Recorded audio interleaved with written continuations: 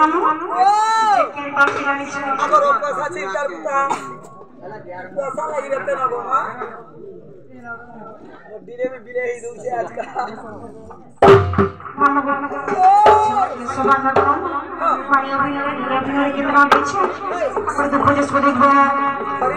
आओ तो यार